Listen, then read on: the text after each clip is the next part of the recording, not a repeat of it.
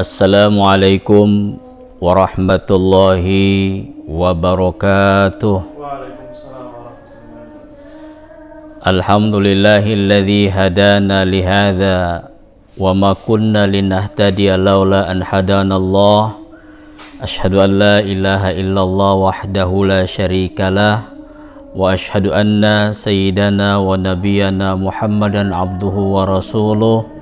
Allahumma salli wa sallim wa barik ala sayyidina wa habibina wa syafi'ina wa qurrati a'yunina wa maulana Muhammadin wa ala alihi wa sahbihi wa man tabi'ahu bi isanin ila yaumiddin, amma ba'd. Puji syukur senantiasa kita panjatkan kehadirat Allah Subhanahu wa ta'ala, karena atas rahmat dan karunia-Nya kita dapat melaksanakan rutinitas kita dalam kajian Riyadhus Shalihin yang ada dalam kitab Nuzhatul Muttaqin yang dilaksanakan oleh Nutizen TV bersama teman-teman dari Ikatan Pelajar Mahasiswa, Alumni Pergerakan Mahasiswa Islam Indonesia, yang alhamdulillah telah melaksanakan kegiatan ini dalam beberapa waktu yang insya Allah semua ini dilakukan dalam rangka mencari keridhaan Allah Subhanahu wa ta'ala. Salawat serta salam mari kita kirimkan kehariban junjungan kita Nabi Allah tercinta, Nabi besar Muhammad sallallahu alaihi wasallam, Nabi panutan kita semua, dan insya Allah kita semua beroleh syafaat dari beliau di yaumil mahsyar nanti. Sahabat-sahabat muslim yang dimuliakan Allah Subhanahu wa ta'ala, kajian kita pada malam hari ini akan berbicara tentang bagaimana konsep tawakal di bulan Ramadan, bulan yang mulia ini.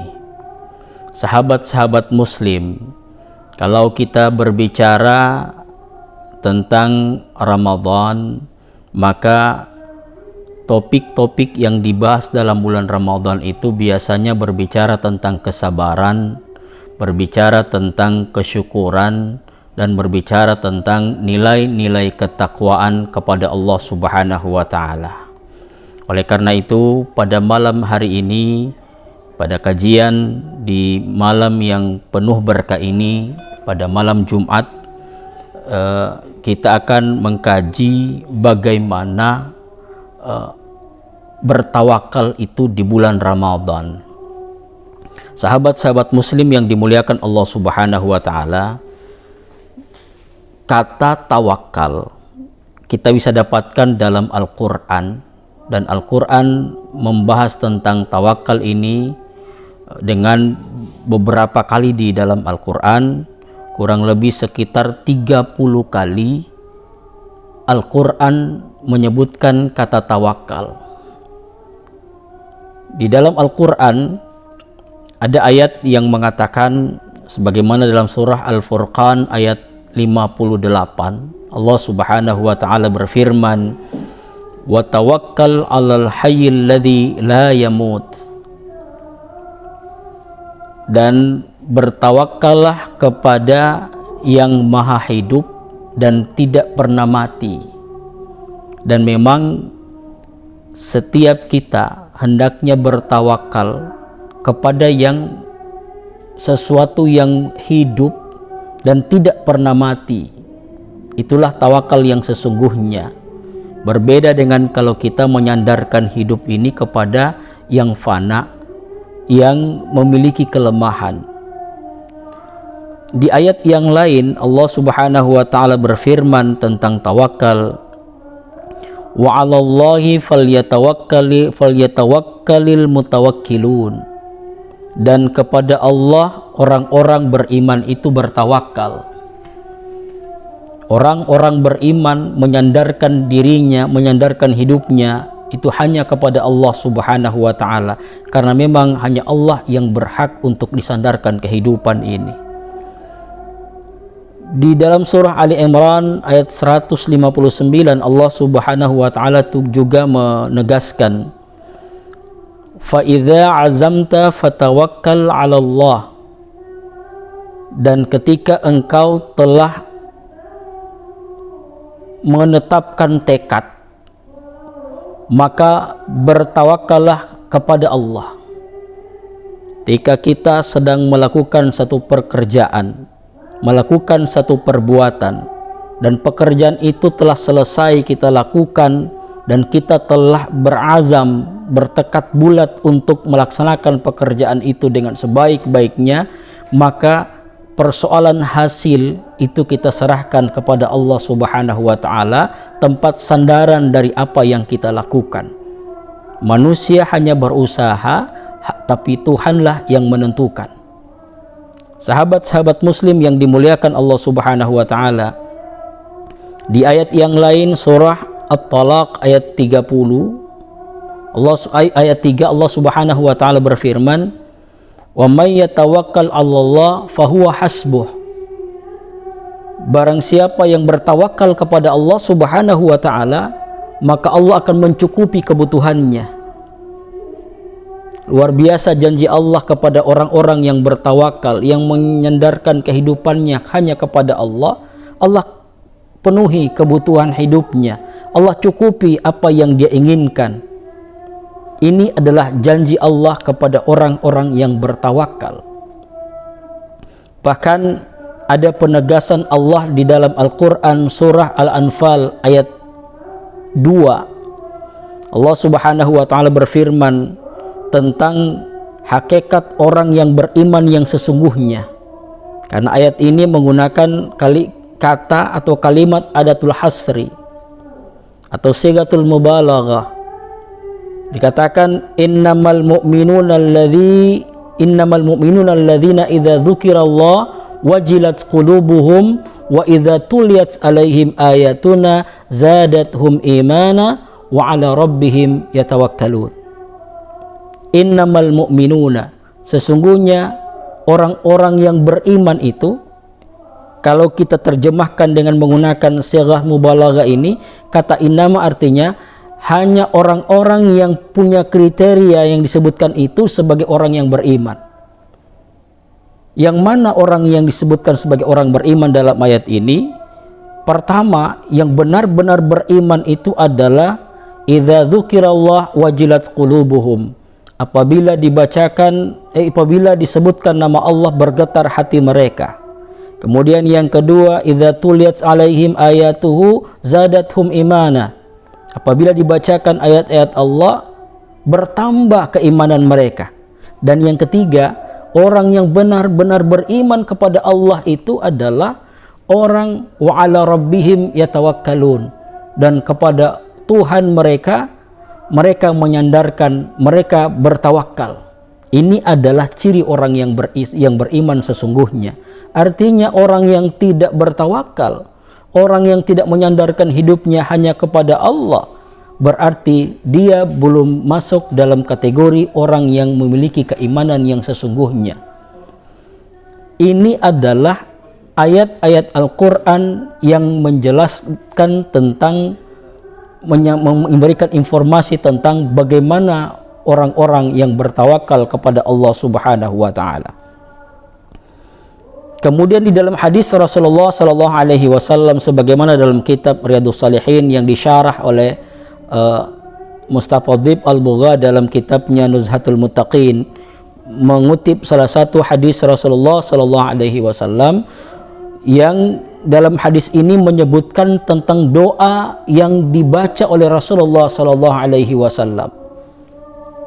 Kalau doa ini saya yakin ini doa yang sudah sering kita praktekkan, kita baca dalam tahajud kita. Dalam hadis ini disebutkan Rasulullah berdoa, Allahumma laka aslamtu, ya Allah, kepadamu saya menyerahkan diri, kepadamu saya berserah diri, wabika amantu, dan kepadamu saya beriman. Wa 'alaika tawakkaltu, dan kepadamu saya bertawakal, saya menyandarkan diri. Wa ilaika anabtu, dan kepadamu saya bertaubat. Wa bika khasamtu, dan kepadamu saya berlindung, memohon perlindungan. Dan hadis ini diriwayatkan oleh Bukhari dan Muslim. Sahabat-sahabat Muslim yang dimuliakan Allah Subhanahu wa taala, artinya Rasulullah meminta kepada Allah Subhanahu wa taala bagaimana dirinya menjadi orang-orang yang bertawakal. Kepadamu ya Allah saya bertawakal. Dia menyandarkan seluruh kehidupannya, seluruh penderitaannya, seluruh apa yang dia alami hanya kepada Allah Subhanahu wa taala. Itulah Rasulullah sallallahu alaihi wasallam menyandarkan hidupnya hanya kepada Allah Subhanahu wa taala.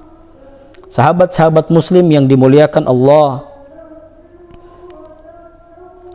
kita sudah jauh berbicara tentang tawakal. Bagaimana Al-Quran menjelaskan, menyebutkan tentang tawakal yang kurang lebih 30 kali. Kemudian bagaimana hadis Rasulullah sallallahu alaihi wasallam yang juga berbicara tentang tawakal sebagaimana doa Rasulullah sallallahu alaihi wasallam. Untuk memahami lebih jauh lagi, lebih dalam lagi apa sebenarnya yang disebut dengan tawakal ini, Imam Al-Ghazali apa sebenarnya arti tawakal itu? Tawakal itu dari bahasa Arab yang artinya tawakkala ya tawakkalu. Artinya menyerahkan, mempercayakan atau mewakilkan. Itu secara bahasa. Jadi tawakal itu atau tawakul ya. Tawakal atau tawakul itu menyerahkan, mempercayakan dan mewakilkan segala urusan kita, bahkan diri kita, kepada orang yang kita serahi, orang yang kita percayai, dan orang yang kita wakili. Itu dari sisi pengertian bahasa, dari makna loghah. Adapun makna istilahan ataupun dari sisi terminologi atau dari sisi istilah, kita mengambil satu pendapat definisi yang dikemukakan oleh Imam Al-Ghazali. Beliau mengatakan tawakal itu adalah menyandarkan kepada Allah. Jadi berarti kata tawakal ini memiliki makna khusus. Kata tawakal hanya disepadankan dengan Allah. Jadi tidak ada tawakal kepada manusia. Meskipun secara bahasa tawakal itu adalah menyandarkan, tawakal itu adalah memberikan kepercayaan, atau tawakal itu adalah mewakilkan. Tapi kata tawakal secara khusus hanya disandarkan kepada Allah Subhanahu wa taala. Berbeda dengan wakalah. Wakalah juga artinya perwakilan, dan itu bisa disandarkan kepada manusia, atau taukil, wakil, misalnya wakil wali, wakil rakyat dan lain-lain sebagainya. Akan tetapi kata tawakal itu hanya dikhususkan kepada Allah Subhanahu wa taala, hanya kepada Allah bersandar, menyandarkan diri kepada Allah. Ini definisi dari Imam Al-Ghazali. Tatkala apa? Tatkala menghadapi sesuatu kepentingan. Jadi kalau ada kepentingan kita, maka kita sandarkan kepentingan ini hanya kepada Allah, atau bersandar kepada Allah di saat-saat dalam keadaan kesulitan, dalam keadaan kesusahan, dalam keadaan penderitaan, atau dalam keadaan sesuatu yang sangat membutuhkan perjuangan yang besar, maka sandarannya itu adalah kepada Allah Subhanahu wa taala. Ini definisi tawakal menurut Imam Al-Ghazali. Sahabat-sahabat Muslim yang dimuliakan Allah Subhanahu wa taala, ada pertanyaan, samakah tawakal dengan pasrah? Kadang-kadang orang begitu ya, kita pasrah saja atau tawakal saja kepada Allah. Ini dua kata sebenarnya berbeda, karena tawakal itu kalau menggunakan definisi Imam Al-Ghazali hanya disandarkan kepada Allah. Sementara pasrah itu menyandarkan kepada keadaan. Itu bedanya pasrah dengan tawakal. Kalau tawakal objeknya adalah Allah, tapi pasrah itu sebabnya karena keadaan. Kepada siapa dia memasrahkan diri tidak jelas. Ya, saya pasrah saja. Ketika ada seseorang misalnya dizalimi, ada orang misalnya disiksa, ada orang misalnya seorang perempuan misalnya diperkosa ataupun dicabuli, dan dia mengatakan saya tidak bisa berbuat apa-apa, saya sudah pasrah dengan keadaan. Ini artinya dia tidak menyandarkan hidupnya kepada Allah. Itu bedanya pasrah dengan tawakal. Pasrah itu pasif, tapi kalau tawakal dia aktif. Itu perbedaan antara tawakal dengan kepasrahan. Jadi tawakal itu penyerahan diri kepada Allah Subhanahu wa taala, tapi dia bersifat aktif.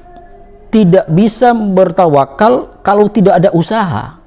Tapi kalau pasrah itu sudah mengabaikan usaha. Tidak ada lagi usaha di dalamnya karena dia sudah memasrahkan diri kepada keadaan yang menimpa dirinya. Itu bedanya antara tawakal dengan kepasrahan. Sahabat-sahabat muslim yang dimuliakan Allah Subhanahu wa taala, Rasulullah Shallallahu Alaihi Wasallam telah mempraktekkan bagaimana tawakal dalam kehidupannya dalam dua kondisi yang berbeda. Mari kita lihat tentang bagaimana kisah Rasulullah Shallallahu Alaihi Wasallam mempraktekkan tawakal dalam kehidupannya ketika beliau hijrah dari Mekah menuju Madinah, ditemani oleh Abu Bakar As-Siddiq. Karena pada saat itu Rasulullah sudah dalam kondisi terancam, ada kesepakatan, ada konspirasi untuk membunuh Rasulullah Shallallahu Alaihi Wasallam. Maka Rasulullah menggantikan tidurnya, menggantikan posisinya di tempat tidur dengan Ali bin Abi Thalib. Kemudian dia meninggalkan rumahnya didampingi oleh sahabat tercintanya Abu Bakar As-Siddiq. Ini contoh bahwa Rasulullah itu tidak pasrah begitu saja, tapi dia bertawakal kepada Allah Subhanahu wa taala. Dia serahkan hidupnya kepada Allah, tapi tidak langsung bertawakal, tapi dia berikhtiar dulu. Buktinya dia tinggalkan tempat tidurnya dan diganti dengan Ali bin Abi Thalib. Kalau Rasulullah mau sebenarnya biar dia tidak tinggalkan tempat tidurnya, kalau dia seorang nabi pasti dilindungi oleh Allah Subhanahu wa taala. Dia hanya mengangkat tangannya berdoa kepada Allah, ya Allah, selamatkan saya, pasti Allah akan selamatkan dia karena dia adalah kekasih Allah Subhanahu wa taala. Akan tetapi Rasulullah adalah manusia yang tidak langsung bertawakal kepada Allah, tapi masih ada usaha yang dia lakukan, dan usahanya itu pasti disandarkan kepada Allah Subhanahu wa taala. Yang dia lakukan apa? Tinggalkan rumahnya, pergi secara diam-diam, tidak diketahui oleh siapapun juga. Kemudian luar biasa apa yang dilakukan oleh Rasulullah Shallallahu Alaihi Wasallam dalam ikhtiar ini, di mana semestinya dia harus meninggalkan Mekah menuju ke arah utara, menuju ke arah Madinah, tetapi yang dilakukan oleh Rasulullah adalah mengambil jalur ke arah selatan, bukan langsung ke Madinah, tapi mengambil jalur ke arah selatan untuk mengelabui pengejaran orang kafir Quraisy. Karena pasti orang kafir Quraisy mengatakan, tidak mungkin ke bagian selatan Rasulullah, pasti dia akan menuju ke Madinah, ke arah utara. Tapi Rasulullah mengambil arah yang terbalik.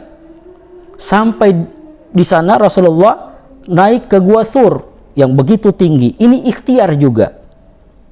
Padahal apa kurangnya tawakalnya Rasulullah Sallallahu Alaihi Wasallam? Dia bisa saja mengatakan, saya serahkan hidup saya kepada Allah, tidak perlu harus naik jauh-jauh ke Gua Thur.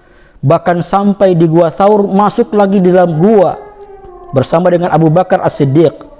Dalam kegelisahannya, Abu Bakar As-Siddiq merasa khawatir dengan Rasulullah akan terkejar oleh orang-orang kafir Quraisy. Apalagi di atas gua itu sudah ada orang kafir Quraisy yang mengepung gua, dan mereka berpikir bahwa Rasulullah bersembunyi di dalamnya. Meskipun ada hal-hal yang membuat mereka berbalik pikiran, karena ada burung merpati, karena ada sarang laba-laba dan lain sebagainya.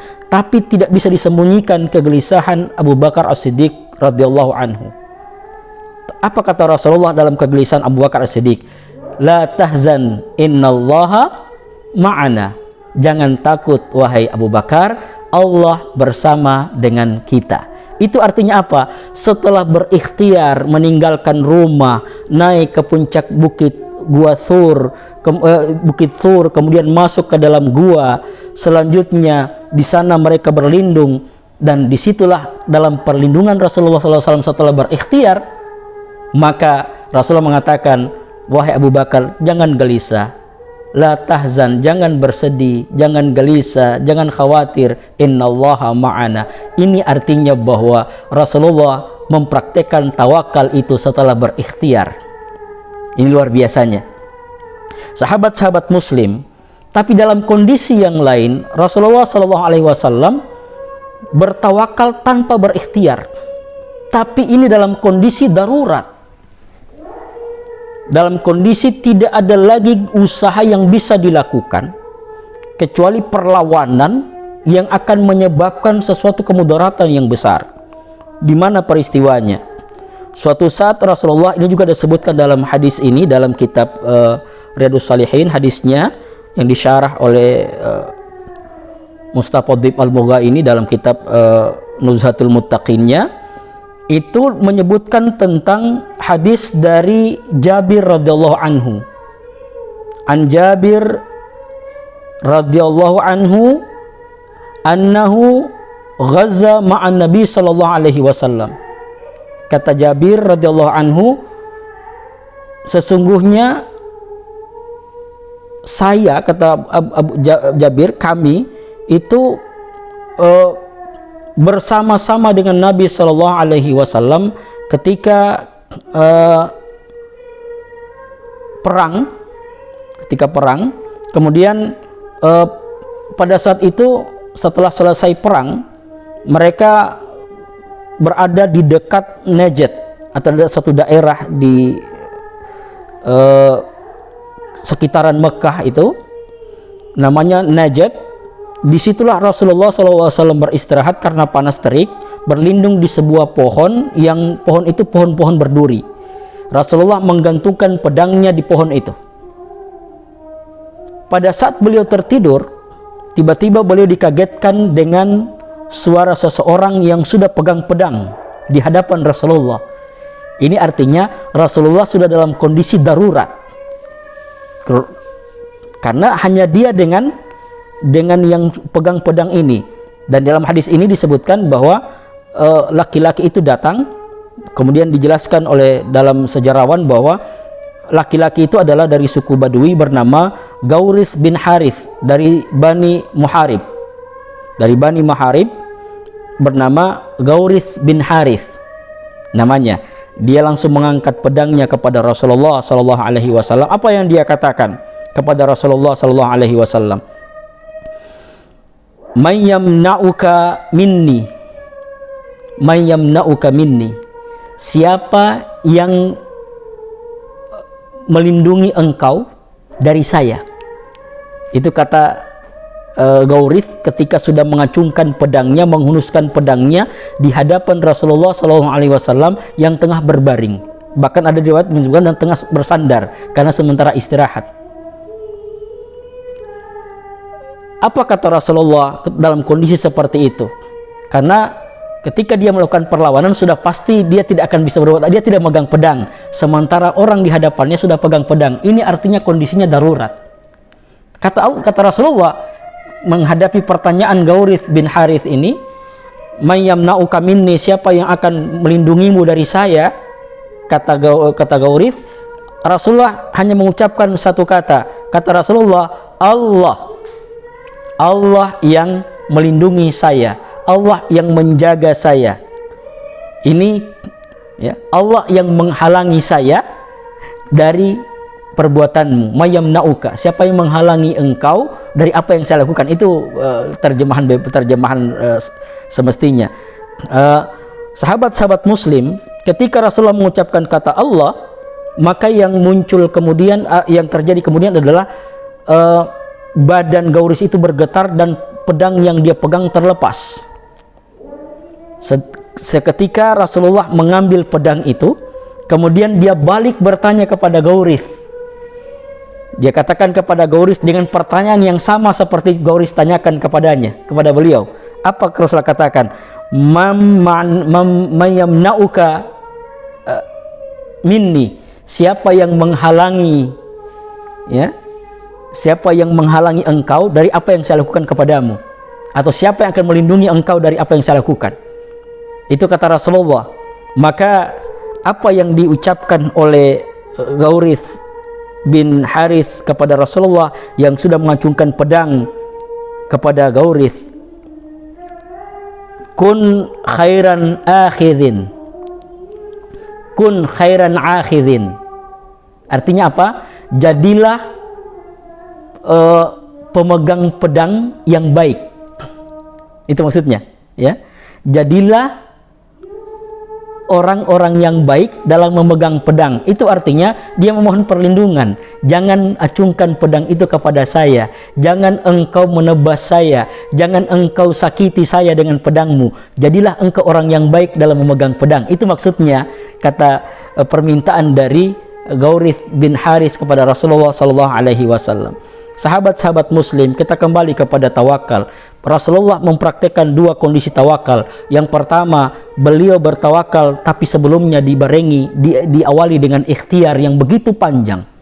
Kemudian dalam kondisi tertentu, dalam keadaan darurat, dalam keadaan terdesak, Rasulullah mempraktekkan tawakal tanpa hanya mengatakan bahwa ada Allah yang melindungi. Tawakalnya hanya dengan perkataan. Langsung mengucapkan Allah yang melindungi saya. Tanpa gerakan, tanpa apa-apa, hanya perkataan. Itu artinya perkataan yang kita lakukan di saat dalam keadaan terdesak itu adalah bentuk ketakwaan, itu adalah bentuk tawakal kepada Allah Subhanahu wa taala. Tapi ingat, dalam kondisi yang darurat luar biasa, yang sudah mengancam keselamatan jiwa, yang kita tidak bisa ada lagi ikhtiar. Oleh karena itu, sahabat-sahabat muslim yang dimuliakan Allah Subhanahu wa taala, bagaimana kaitannya tawakal dengan Ramadan ini, dengan puasa yang kita jalankan? Ternyata konsep tawakal, bertawakal di bulan Ramadan itu adalah pada saat kita menyandarkan sepenuhnya hidup ini kepada Allah di bulan Ramadan, menyandarkan sepenuhnya ketaatan kita kepada Allah di bulan Ramadan, menyandarkan sepenuhnya perbuatan kita di bulan Ramadan ini berdasarkan aturan Allah. Padahal kita berkuasa untuk melakukannya. Allah melarang kita makan siang hari di bulan Ramadan. Allah larang kita minum siang hari bulan Ramadan. Allah larang kita berhubungan suami istri siang hari di bulan Ramadan. Dan itu bisa kita lakukan. Sebagaimana kita sering melakukan pelanggaran kepada Allah. Allah larang begini, malah kita lakukan. Allah larang kita mencuri, kita berani mencuri. Allah larang kita berzina, kita berani berzina. Allah larang kita memakan ataupun meminum barang-barang yang haram, kita lakukan. Artinya ada kemampuan kita untuk melakukan. Tapi di bulan Ramadan ini, orang-orang yang beriman kepada Allah Subhanahu wa taala bertawakal sepenuhnya kepada aturan Allah. Jangan makan, dia tidak makan dan tidak berani makan. Itu artinya kepasrahannya, ya, totalitas kepada Allah dalam bentuk tawakal, bukan pasrah dalam arti yang negatif, yang tidak ada upaya untuk berbuat, tapi dia menyerahkan sepenuhnya dirinya kepada aturan Allah dengan cara bagaimana? Dengan cara berpuasa. Dia menyerahkan dirinya sepenuhnya kepada Allah dengan cara bagaimana? Dengan cara dia tidak berani melakukan pelanggaran di bulan Ramadan. Itu adalah bentuk tawakal di bulan Ramadan. Memang selama ini jarang disampaikan oleh para penceramah ketika membahas tawakal di bulan Ramadan. Paling pembahasannya tentang sabar, takut kepada Allah, ikhlas kepada Allah, kemudian bertakwa kepada Allah, bersyukur kepada Allah di bulan Ramadan. Tapi bagaimana konsep tawakal di bulan Ramadan? Ternyata adalah kepasrahan terhadap ketentuan Allah yang ada di bulan Ramadan yang dijalankan oleh orang-orang yang beriman. Padahal dia mampu untuk melakukan itu, dia mampu untuk mengabaikan itu, tapi dia serahkan dirinya kepada ketentuan Allah di bulan Ramadan. Sahabat-sahabat muslim yang dimuliakan Allah Subhanahu wa taala. Apalagi sekarang ini dalam kondisi pandemi COVID-19, maka konsep tawakal di bulan Ramadan ini tetap harus kita tunaikan. Memang kesembuhan itu datangnya dari Allah, penyakit itu Allah yang datangkan, dia juga yang berhak untuk menghilangkan. Orang beriman tidak boleh pasrah, hanya mengatakan kita serahkan saja kepada Allah tanpa ikhtiar. Karena Rasulullah telah mempraktekkan dalam dua kondisi tadi. Di saat dia masih mampu berikhtiar, maka dia berikhtiar tinggalkan rumah, naik ke bukit, kemudian berlindung di gua. Padahal bisa saja dia mengatakan, saya berlindung kepada Allah, saya serahkan diri saya kepada Allah. Tapi tidak, dia masih berusaha. Kondisi pandemi saat ini juga sama kondisinya seperti itu. Masih ada upaya-upaya kita untuk menghindari COVID-19, pakai masker misalnya. Kemudian saya ya seperti saya ini karena ini berbicara karena di shooting ya tidak menggunakan masker, tapi insya Allah setelah ini saya tetap menggunakan masker lagi. Ya. Kemudian jaga jarak, menghindari kerumunan, termasuk ibadah yang kita lakukan di bulan Ramadan ini juga tetap jaga jarak. Bukankah di Masjidil Haram sekarang jaga jarak? Ya, di sana banyak orang-orang yang pandai, orang-orang yang punya kemampuan ilmu yang luar biasa. Ada syekh, ada masyayikh di sana, tapi mereka tetap berikhtiar, menjaga jarak ketika di Masjidil Haram. Dan itu kita bisa saksikan live di Masjidil Haram maupun di Masjid Nabawi. Itu artinya mereka masih berikhtiar dalam rangka menghindari penyebaran COVID-19 di bulan Ramadan ini. Dan selebihnya tidak hanya sekedar berikhtiar, tapi menyandarkan diri kepada Allah Subhanahu wa taala dengan bertawakal. Inilah yang disebut dengan faidza azamta fatawakkal 'ala Allah. Ketika Anda telah membulatkan tekad dalam hal sesuatu, telah berikhtiar, telah berusaha, maka sandarkan hidup Anda hanya kepada Allah Subhanahu wa taala. Tidak boleh pasrah, karena kepasrahan adalah perbuatan yang sia-sia, tapi bertawakallah, karena bertawakal adalah sesuatu yang diperintahkan oleh Allah Subhanahu wa taala dalam kehidupan kita. Mudah-mudahan ini bermanfaat, dan insya Allah mungkin ada pertanyaan dari para pemirsa netizen pada malam hari ini. Insya Allah bisa menjadi kita akan bisa jawab apa yang kita bisa jawab. Yang tidak bisa dijawab ya kita akan pending untuk jawabannya. Dari Kiki Daud Bongo Meme. Ya, dari Kiki Daud ya Bongo Meme. Mohon nasihat bagaimana cara yang benar untuk istiqomah agar tawakal terus terjaga. Baik, namanya tadi siapa? Kiki Daud ya? Kiki Daud dari Bongo Meme. Assalamualaikum Kiki. Pertanyaannya bagus, bagaimana cara istiqamah dalam ketawakalan kepada Allah. Istiqamah itu artinya sesuatu yang sudah menjadi komitmen, sesuatu yang dilaksanakan secara terus menerus, dan membutuhkan perjuangan, membutuhkan mujahadah. Dan tawakal ini ada beberapa dimensi yang ada di dalamnya, ada beberapa unsur dalam tawakal itu. Pertama adalah mujahadah. Artinya di dalam ketawakalan itu dibutuhkan kesungguhan, dan kesungguhan yang senantiasa dilakukan, itulah yang disebut dengan istiqamah. Nah, kemudian tidak hanya sekedar kesungguhan, tapi di dalam tawakal juga dibutuhkan doa, sebagaimana doa Rasulullah SAW, Allahumma bika amantu wa ilaika tawakkaltu. Ini adalah doa-doa Rasulullah SAW yang berkaitan dengan tawakal kepada Allah Subhanahu wa taala. Yakinilah bahwa istiqamah itu bertawakal kepada Allah juga butuh istiqamah. Ya, bertawakal kepada Allah butuh istiqamah. Sebab jangan hanya karena satu persoalan saja dia bertawakal, pada persoalan yang lain dia tidak bertawakal. Nah, sehingga dalam apapun kondisinya tetap bertawakal kepada Allah Subhanahu wa taala. Seperti itu jawabannya Kiki ya dari Bongo Meme. Ya. Dari Melinda Ajam. Melinda Ajam ya. Dari Kendari. Ustaz, misalnya keluarga saya jauh dari tawakal, apakah ada doa atau amalia khusus agar keluarga kita yang awalnya belum dan dan yang awalnya belum dan perlahan menjadi tawakal. Baik.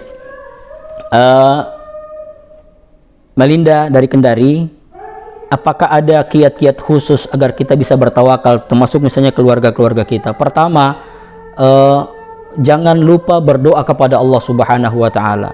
Mantapkan hati, ikhlaskan hati, satukan hati kita bahwa yang kita lakukan ini adalah dalam rangka mencari kebaikan, mencari bekal dalam rangka kebahagiaan kita hidup di dunia dan kebahagiaan kita hidup di akhirat. Salah satunya adalah dengan cara bertawakal. Bagaimana caranya agar hidup ini bisa bertawakal?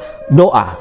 Di antara doanya begini, Allahumma ya muqallibal qulub, wahai Allah yang membolak-balikan hati, tsabbit qulubana ala ta'atik.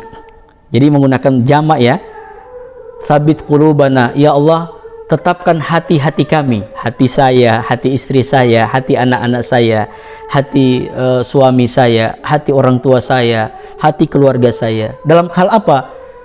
Ala ta'atika, dalam ketaatan kepadamu. Ala dinika wa ta'atika, ketaatan dalam agamamu dan ketaatan dalam Allahumma ya muqallibal qulub, tsabbit qulubana ala ta'atik wa ala dinik. Tetapkan hati kami dalam ketaatan dan dalam menjalankan ajaran-ajaran agama. Itu doa yang pertama. Yang kedua, ada doa dalam salat tahajud. Ya, salat tahajud, kemudian berdoa di dalamnya. Di antara bunyi doa itu adalah yang diajarkan oleh Rasulullah SAW, Allahumma laka aslamtu wa bika amantu wa alaika tawakkaltu. Ya, sampai situ saja cukup sebenarnya. Ya Allah, saya hanya kepadamu saya berserah diri, hanya kepadamu saya beriman, dan hanya kepadamu saya bertawakal. Allahumma laka aslamtu wa bika amantu wa alaika tawakkaltu. Ini luar biasa doa ini yang diajarkan oleh Rasulullah SAW. Itu salah satu contoh ya, Ibu Melinda dari Kendari. Ya. Ya. Apakah ada orang yang bertawakal pada Allah tapi dia tidak sholat, dan hukumnya seperti apa? Ya, ketika dia bertawakal kepada Allah Subhanahu wa taala, kemudian sekarang begini, dia tidak melaksanakan kewajiban sholat, ya, tidak melaksanakan kewajiban sholat, tidak melaksanakan kewajibannya kepada Allah Subhanahu wa taala. Bahkan bisa saja dia melanggar larangan-larangan Allah. Kemudian dia menyandarkan dirinya kepada Allah. Saya karena bukan Allah, sehingga tidak bisa mengatakan bahwa apa yang akan diberikan Allah kepada yang bersangkutan. Andaikan kita mengambil itibar saja, mengambil kias saja kepada manusia, misalnya ketika saudara atau misalnya ada orang yang selalu melanggar apa yang saya perintahkan, menyakiti hati saya, tidak mau melaksanakan apa yang saya perintahkan, bahkan melaksanakan hal-hal yang saya larang, tentunya saya sakit hati. Ketika dia minta tolong kepada saya, tentunya saya harus berpikir untuk menolong dia. Nah, begitu juga mungkin Allah Subhanahu wa taala, kecuali misalnya Allah menurunkan rahmat untuk dia, ada ampunan Allah kepadanya, Allah masih memberikan kasih sayang kepadanya, mungkin suatu saat dia bisa bertaubat. Ketika dia bertawakal menyandarkan dirinya kepada Allah tentang urusannya, mungkin hari itu ketika Allah berikan rahmat kepadanya, Allah tolong dia, itu sebenarnya adalah memberikan kesempatan bagi dia untuk bertaubat, memberikan kesempatan bagi dia untuk memikirkan bahwa ternyata Allah itu sayang kepada dirinya. Meskipun dia tidak melaksanakan sholat, tapi Allah ternyata bantu dia. Itu bukti rahman dan rahimnya Allah Subhanahu wa ta'ala kepada hambanya. Binatang saja diberikan bentuk pertolongan oleh Allah, diberikan sesuatu oleh Allah, apalagi manusia, apalagi orang muslim yang pernah bersyahadat. Mungkin ini adalah itibar bagi kita bahwa jangan balas kebaikan Allah dengan kejahatan. Karena bagaimanapun juga kita ini makhluk yang lemah, suatu saat pasti akan minta tolong kepada Allah, pasti menyandarkan diri kita kepada Allah. Di saat kita terbaring di pembaringan dalam keadaan sakit, tidak bisa berbuat apa-apa, apakah kita hanya bersandar kepada dokter? Tidak, pasti kita akan mengangkat tangan kepada Allah. Ya Allah, sembuhkan saya ya Allah, ya Allah berikanlah saya keluarkan saya dari kesulitan dan kesusahan ini ya Allah. Itu artinya bahwa hidup kita ini tidak bisa jauh dari Allah Subhanahu wa taala. Mudah-mudahan pertemuan kita malam hari ini pertemuan yang bermanfaat, yang mengundang berkah dan ridha dari Allah Subhanahu wa taala. Mari kita jalani kehidupan Ramadan kita pada tahun ini dengan kehidupan yang berkualitas. Ramadan kita menjadi Ramadan yang terindah. Kita serahkan sepenuhnya diri kita hanya kepada Allah Subhanahu wa taala yang masih memberikan kesempatan kita hidup di bulan Ramadan tahun ini. Mudah-mudahan ini bermanfaat. Saya akhiri, mohon maaf atas segala kesalahan dan kekhilafan. Terima kasih atas segala perhatian. Wallahul musta'an, wallahul muwaffiq ila aqwamit thariq. Wassalamualaikum warahmatullahi wabarakatuh.